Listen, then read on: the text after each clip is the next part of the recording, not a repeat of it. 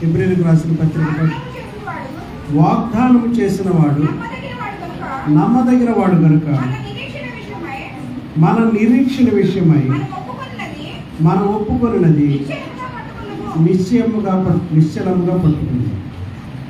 వాగ్దానం చేసిన దేవుడు నమ్మదగిన వాడు. ఈ రోజున చాలా సంఘాల్లో వాగ్దానాలు తీసుకుంటూ ఉంటారు. దాన్ని కొంతమంది చిలక జ్యోతిష్యం అది ఇది పోలుస్తుంటారు. ఎవరైతే అనుకున్నా మనం జ్యోతిష్కాలు లెక్క 29వ వచనంలో లాస్ట్ భాగంలో ఇలా ఉంటుంది. యెహోవా ఇశ్రాయేలీయులకు తాను చేయబోవు మేలులను గురించి వాగ్దానము చేసెను అనగా, దేవుడికి స్తోత్రం. యెహోవా దేవుడు ఇశ్రాయేలీయులకు తాను చేయబోవు మేలులను గురించి వాగ్దానము చేశాడు. హల్లెలూయా. దేవుడు ఏం చేశాడమ్మా? కాలక్రమేణా దేవుడు తాను చేసిన ప్రతి వాగ్దానం మన పట్ల నెరవేరుస్తాడు. ఆయన వాక్కు మీద మనకు నమ్మకం ఉండాలి. దేవుని వాక్యం చాలా శక్తి గలది, బలము గలది, జీవము గలది, రెండంచులు గల ఎటువంటి ఖడ్గము కంటెను వాడిగలది, ప్రాణాత్మలను కీళ్లను మురుగులు చక్రవర్తి అంటున్నాడు. సొలొమోను అంటున్నాడు. ఏమంటున్నామా? నన్ను స్థిరపరిచాడు దేవుడు, నన్ను రాజుగా స్థిరపరిచాడు, నా తండ్రి సింహాసనం మీద నన్ను ఆసీనుడిగా చేశాడు. ఇది దేవుని పని అంటున్నాడు. కానీ వాళ్ళల్లో మధ్యలో వాడిని 9వ వాడిని రాజుగా చేస్తే అంత తేలిగ్గా ఒప్పుకునే విషయాలు కాదు. చాలా యుద్ధాలే జరిగిపోతాయి. కానీ దేవుని యొక్క ఏర్పాటు, నన్ను స్థిరపరిచాడు, నా తండ్రి సింహాసనం మీద నన్ను ఆసీనుడిగా చేశాడు, తన వాగ్దాన ప్రకారము నాకు కుటుంబము కలుగు చేసిన యెహోవా దేవుడు. హల్లెలూయా. ప్రియమైన దేవుని బిడ్డలారా, సొలొమోను దేవుని కృపను జ్ఞాపకం చేసుకున్నాడు. సొలొమోను దేవుని కృపను జ్ఞాపకం చేసుకున్నాడు. ఇదంతా దేవుని దయ వలన జరిగినటువంటి కార్యమని నా పిల్లలు తోలికెళ్ళి గిబియోన్ అనేటువంటి పర్వతం మీద అక్కడ బలులు అర్పించేవాడు దేవునికి. అక్కడ ఈయన కూడా 1000 గొర్రె పిల్లలు తీసుకెళ్లి దేవునికి బలిగా అర్పించి, దహన బలులు అర్పించి, ఉదయం మొదలుకొని సాయంకాలం వరకు నిలబడి అతని హృదయంలో ఉన్నది ఏంటంటే, నేను ఈ రాజ్యాన్ని పరిపాలించాలంటే జ్ఞానం కావాలని తెలుసుకున్నాను. నాకంటే తల పండినటువంటి వాళ్ళు, మేధావులు, మంత్రులు, పెద్దోళ్ళు, చాలా ఘనులు ఉన్నారు ఇక్కడ. అంత సులువు కాదు ఇక్కడ పరిపాలన చేయటం. నీవు అడగకపోయినా వెండి బంగారాలు, ఐశ్వర్యం, అలాగే అనేక రాజ్యాన్ని కలుగుతాను, నేను గొప్ప రాజుగా చేస్తానని దేవుడు అతను అడిగింది ఇచ్చాడు. అడగని దీవెనలు కూడా దేవుడు అతనికి ఇచ్చి అతనికి జ్ఞానము దయచేసినట్లుగా ఇది అధ్యయనం. తర్వాత అంటే చిన్నపిల్లలు 6వ తరగతి వరకు చదివిన 7వ తరగతికి వచ్చిన తర్వాత అక్కడ ఒక మంచి కఠినమైన పరీక్ష అక్కడ ఉంటుంది. తర్వాత 10th వచ్చాక గట్టి పరీక్ష, ఇంటర్లో పెద్ద పబ్లిక్ పరీక్ష ఇలా ఉంటాయి. ఒక్కొక్క చోటకు వచ్చాడు, మిగతా టైంలో కదా హాజరుంటే ప్యాచ్ చేసి తోసేస్తుంటాయి. ఒక సమయానికి వచ్చాడికి ఏమో పబ్లిక్ని సహించాలి. నీకు వ్యాధి వచ్చినా, బలహీనత వచ్చినా, ఆర్థిక ఇబ్బందులు వచ్చినా, ఎలాంటి సమస్యలు వచ్చినా సహిస్తూ దేవుడిని స్తుతించాలి. కానీ దేవుడిని విమర్శించకూడదు. ఈయన ఎక్కడ మాయిదారి దేవుడిని నమ్ముకున్న నాకు ఏ పరీక్షలు రావచ్చు. ఆ పరీక్షల్లో మనం నిలిచిన వారమై ఏం చేయాలమ్మా? నిలిస్తే ప్రభు తను ప్రేమించే వారికి వాగ్దానం చేసిన జీవ కిరీటమును ఇస్తాడు. ప్రేమించే వారికి తాను వాగ్దానం చేసిన రాజ్యమునకు వారసులుగా ఉండటకు దేవుడు ఏర్పరచుకోనలేదా అంటున్నాడు. ఏంటమ్మా? ఈ లోక సంబంధంగా ఆలోచించాలి. అయితే దేవుడు వాళ్ళల్లో కనుక విశ్వాసం ఉంటే, వాళ్ళు దరిద్రులైన వారి విశ్వాసాన్ని బట్టి వాళ్ళు దేవుడు ఎలా చూస్తున్నాడంటే భాగ్యవంతులుగా చూస్తున్నాడు. దేవుడికి స్తోత్రం. అంటే దేవుడి యందు విశ్వాసం ఉంచినటువంటి వారు ఈ లోక సంబంధంగా, చూడండి పెద్ద పెద్ద ధనవంతులు చాలా మంది ఉన్నారు ఈ ఊర్లో. మరి అలాంటి వారు ఈ ప్రభువుని నమ్ముకుంటారా? రాను. మీలాగా కూర్చోరు, దేవుని వాక్యం వినలేరు, బయట వేస్తాడు. నువ్వు ఆయన నమ్ముకుంటే, ఆయన ఇచ్చిన వాగ్దానం గట్టిగా పట్టుకుంటే ఈ లోక భ్రష్టత్వాన్ని నేమి చేయలేవు. దేవుడికి స్తోత్రం. పాపము నుంచి కూడా దేవుడిని బయటికి ఈడ్చుకొచ్చేస్తాడు. 2వ పేతురు పత్రిక 1వ అధ్యాయం 4వ వచనం చూస్తే, ఆ మహిమ గుణాతిశయములను బట్టి లెక్కన. అయితే వాళ్ళు ఎందుకు చెడిపోతారంటే దురాశను అనుసరించడం వలన లోకమందున్న భ్రష్టత్వం వారిని ఏర్పడి చేస్తారు. సైతానుడు వారిని ఏర్పడి చేస్తుంటాడు. దురాశపరుల దేవుని స్వభావంలో పారివారమగినట్లుగా దేవుడు మనకు వాగ్దానం చేశాడు. ఏమా, నేను పరిశుద్ధుడు కనుక మీరు కూడా పరిశుద్ధులై ఉంటారని దేవుడు చెప్పాడు. కాబట్టి దేవుడి స్వభావంలోకి మనం ఎదుగుతాం. ఇది ఒక వాగ్దానం. ఇప్పుడున్న భూమి ఆకాశం నుంచి పేతురు పత్రికలు ఏమన్నాయంటే, ఇదే పత్రికలో చుట్టబడిన చాపాలు ఇవన్నీ చుట్టబడి తీసేస్తాం. భూమి, ఆకాశము, సూర్యుడు, చంద్రుడు, నక్షత్రం, ఇప్పుడున్నటువంటి సృష్టి జాలం అంతా దేవుడు తీసేసి దేవుడు ఇదే స్థానంలో క్రొత్త ఆకాశాన్ని మరియు క్రొత్త భూమిని సృష్టిస్తాడు. ఉంటారట దేవుడి స్తోత్రం. అది వాటి యందు నీతి నివసిస్తుంది. ఇంకా 8వ విషయం ఏంటంటే నిత్య జీవాన్ని గురించిన వాగ్దానం వస్తుంది.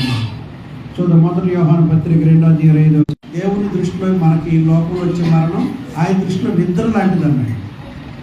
కాబట్టి మనకు దేవుడు ఏమిస్తాడంటే నిత్య జీవం వాగ్దానం చేశాడు. యుగ యుగాలు నిలిచి ఉంటే ఆ స్థితిని దేవుడు వాగ్దానం చేసిన వాడు నమ్మదగిన వాడని ఎంచుకొనెను కనుక ఆమె వయసు గతించినదైనను గర్భము ధరించుటకు శక్తి నందిన దేవుడు ఒక రోజున మాట్లాడాడు. అబ్రహాముతో దేశం యెరూషలేము, వాళ్ళు వీళ్ళు ఫైటింగ్ చేస్తున్నారు ఇప్పుడు ముస్లిం దేశాలతో కలిసి. కాబట్టి ప్రియమైన దేవుడు బిడ్డలారా, ఇక్కడ విశ్వాసం బట్టి శారాయు ఏం చేసిందట, వాగ్దానం చేసిన వ్యక్తిని ఇచ్చేటువంటి వాగ్దానం. హల్లెలూయా. నీ బలహీనతలు నువ్వు ఎదుర్కొనే ప్రతి సమస్యలు, ప్రభువా నీకు ఇది అసాధ్యం కాదు, ప్రార్థన చేసుకునే విజయం ఇస్తారన్నావు, మేము నమ్మి ప్రార్థన చేస్తున్నాం, సహాయం చేయి. ఆత్మ ఫలాలు నాలో దయచేయి. ప్రేమ, సంతోషము, సమాధానము, దీర్ఘశాంతము, దయాళత్వము, మంచితనము, విశ్వాసము, సాత్వికము, ఆశా నిగ్రహం అనేటువంటి ఆత్మఫలము కూడా నాలో దయచేయి ప్రభువా. నేను నీలాగా ఎదగాలనుకుంటున్నాను, నీ స్వరూపంలోకి రావాలనుకుంటున్నాను అంటూ మనం ఆశ కలిగి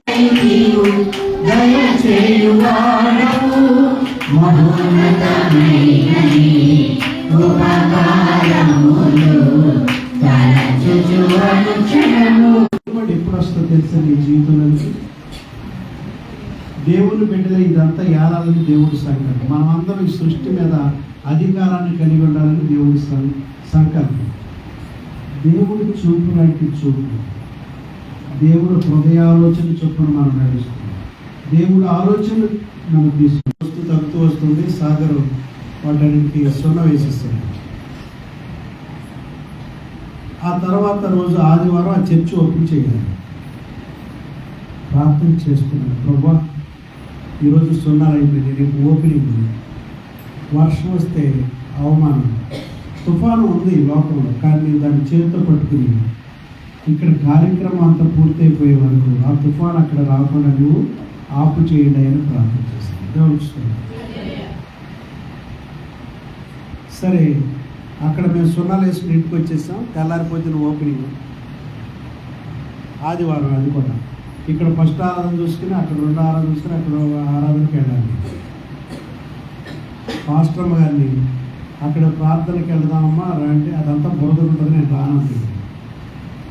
అదేం కాదు, అక్కడన్నీ ఆరిపోయి ఉంటాయి, రామ్మని. సరే, ఎట్టకేళ్ళకు నా బండి ఆవిడ ఎక్కింది. ఆవిడ ఎక్కించుకుంటే ఆ వీధులన్నీ పొడిగా ఉంది, అక్కడ వర్షం దేవుడికి ఇస్తారు. నిజంగా నా హృదయం ఎంతో ఉప్పొంగింది, చాలా ఆనందించిపోయాను, పరవశించిపోయాను. నా ప్రార్థన అక్కడ నెరవేరింది. అక్కడ వర్షం ఆ ప్రాంతం మాత్రమే అయింది, ఇక్కడ జరుగుతుంది వర్షం. డిసెంబర్ 1 తారీఖు కైకూరులో ఇక్కడ ఉంది వర్షం. మేము నడిచే వీధిలో కూడా నీళ్ళు నిలబడి, అంటే రోడ్డు మీద అని నీళ్ళు నిలబడి, అక్కడ మాత్రం పొడిగా ఉంది. దేవుడికి స్తోత్రం, హల్లెలూయా. ఆ కార్యక్రమం అక్కడ ముగించేసుకున్నాడు. అంతా అయిపోయిన తర్వాత మండవల్లి నేను వెళ్ళాల్సిన ప్రయాణం, మండవల్లి బైరపట్నం ఒక ప్రార్థనలో అటెండ్ అవ్వాల్సి ఉంది. ఒక ఆవిడ సెమీ క్రిస్మస్ జయంతం గారు చేసుకుని అక్కడ రమ్మంటే వెళ్తుంది. ఆ కాలనీ దాటి బడ్డీ దగ్గరికి వచ్చాడు, ఆవిడ వర్షం వచ్చిన తడిపేసింది. దేవుడికి స్తోత్రం. ఇక్కడ కాలనీ దాటి బయటకు వచ్చేసిన తర్వాత వర్షం పట్టుకుని ఇక్కడ ఉంది, కానీ అక్కడ లేకుండా దేవుడు కాబట్టి ఆ డిసెంబర్ 2వ తారీఖున సుప్రియోళ్ళ ఇంటికాడ మీటింగ్. వాళ్ళు పిల్ల బర్త్డే సెమీ క్రిస్మస్ పెట్టుకోవాలంట. నెల రోజుల క్రితం స్పీకర్ బుక్ చేశారు ఒక ఆయన వస్తానన్నారు. వీళ్ళు ఒక సందేహం ఉన్నారు, వర్షం వస్తే ఆపేద్దాం, వర్షం రాకుంటే ప్రోగ్రాం చేద్దాం అని అనుకుంటున్నారు. ఇది అంటే అలా ఇలా ట్విస్ట్గా ఉంది ప్రోగ్రాం, జరిపించాలో వద్దన్నట్టుగా వీళ్ళకుంది. పాపం ఖర్చు పెట్టేకుండా చేయండి. అప్పుడు రాజేష్, శ్యాము, పండు వీళ్ళందరూ వాకిట్లోకి వచ్చారు. ఆ రాత్రి అక్కడ ప్రార్థన అయిన తర్వాత వాళ్ళ చేతులు పట్టుకుని, నేను పాల్గొతో వాళ్ళు చేతులు పట్టుకుని అదే వీధిలో ప్రార్థన చేశాను. ప్రభువా, ఇక్కడ నీ యొక్క సెమీ క్రిస్మస్ ఇక్కడ జరపాలి, వర్షాన్ని మీరు ఆపండి ప్రభు, ఇక్కడ రాకూడదని ప్రార్థిస్తే ఆ రాత్రి వర్షం రాకుండా కార్యక్రమాలు దివ్యంగా జరిగిందని దేవుడు చేశాడు. దేవుడికి స్తోత్రం. I'm very happy. దేవుడి కార్యాలు చూస్తున్నాం. నేను చెప్పేది ఏంటంటే, దేవుని వెంబడించండి, దేవుని భయంతో పరిశుద్ధతను సంపూర్తి చేసుకోండి, దేవుడు భయం కలిగి ఉండండి. మీరు చూసే చూపుల విషయం తప్పారంటే అది మానేయండి. నువ్వు మాట్లాడే మాటలు పొరపాటు అంటే మానేయండి. దేవుడికి భయపడి పరిశుద్ధతలోకి ఎదగడానికి ప్రయత్నం చేయండి. దేవునికి మరింత దగ్గరగా జరగండి. లోకానికి దూరం అవ్వండి, లోక పాపాలకు దూరం అవ్వండి, దేవునికి దగ్గర అవ్వండి. మీరు చేసే ప్రతి ప్రార్థనకు దేవుడి జవాబులు ఇస్తారు. ఈ పాట ఎవరు రాశారు తెలియదు. నా ప్రతి ప్రార్థనకు నీవు ఇచ్చిన ఈవులు లెక్కకు మించిన దీవెనలు కూర్చున్నాయి. అన్ని దీవెనలు వచ్చేస్తున్నా అన్నాడు. అవును ప్రియులారా, కొంతమందికి కొన్ని పండుగలే ఉంటాయి. నామకార్థ క్రైస్తవులకు 3 పండుగలు ఉంటాయి. నిజమైన క్రైస్తవులు రోజు పండుగ ఉంటుంది. దేవుడికి స్తోత్రం. మనం నిజమైన క్రైస్తవులకు ఉంటే రోజు నీ ఇంటిలో పండుగ వాతావరణం ఉంటుంది. రోజు దేవుని మహిమగల కార్యాలు చూస్తాం. దేవుని యొక్క సహవాసం తోడ్పాటు నీ జీవితంలో అనుభవిస్తాం. అలా ఉండాలంటే నువ్వు రోజు దేవునికి దగ్గరగా ఉండాలి. మనం క్రొత్త ఆకాశం క్రొత్త భూమి గురించి చెప్పేశాను కదమ్మా. శక్తినిచ్చే వాగ్దానం గురించి కూడా చెప్పాను. తర్వాతది 10వ విషయం ఏంటంటే, ఎఫెసీ పత్రిక 3:6 అన్యజనులుగా ఉన్నట్టు, అంటే యూదులు తప్ప మిగతా ఏ జాతి అయినా అన్యజనులే. మనం కూడా అన్యజనులు. అన్యజనులు యూదులతో సమాన వారసులుగా పిలువబడే వాగ్దానం. యూదులు మొట్టమొదటి దేవుడు ఏర్పాటు చేసుకున్నాడు కదా. దేవుడు ఏర్పాటు చేసుకున్న జనాంగం అబ్రహాము, ఇస్సాకు, యాకోబులు అనేవాడు దేవుడు ఏర్పాటు చేసుకున్నాడు. అన్యజనులకు కూడా యూదులతో సమాన వారసులని పిలువబడే వాగ్దానం దేవుడు చేస్తున్నాడు. చదవడం ఎఫెసీ 3:6. ఈ మర్మం ఏదనగా, అన్యజనులు అంటే మనలాంటి వాళ్ళు అనమాట. ఇక సువార్త విని, సువార్తల వలన దేవుని నమ్మి క్రీస్తు యేసునందు యూదులతో పాటు సమాన వారసులను ఒక్క శరీరమందలి సాటి అవయవములను వాగ్దానములో పాలువారై ఉన్నారు. దేవుడి స్తోత్రం. దేవుడు ఏర్పాటు చేసుకున్న ఒక జనాంగం ఉంది, ఇజ్రాయేలీలు. ఇవాళ ఇజ్రాయేల్ జాతిని తెలియని, ప్రపంచంలో తెలియని వాళ్ళు లేరు ఈ టైంలో. ఎందుకంటే ఇజ్రాయేల్ చేసే యుద్ధాలు, వాళ్ళు పొందే విజయాలు, అది చిన్న రాజ్యం. జస్ట్ గతంలో ఉన్న కృష్ణా జిల్లా అంత దేశం, అది చిన్నది, పెద్ద గొప్పది కూడా కాదు. అది చుట్టూ 48-52 శత్రు దేశాల మధ్య కాపురం చేస్తుంది. రోజు వాడు ఏదో దాని నుంచి బాంబులు వేస్తూ ఉంటారు.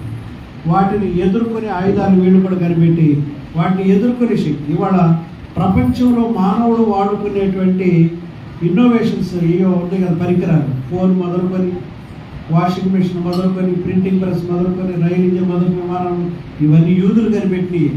యూదులకి అంత జ్ఞానం ఎందుకుందంటే, ఎందుకుందో తెలుసా? వాడు దేవుడు ఏర్పాటు చేసుకున్న ప్రజలు.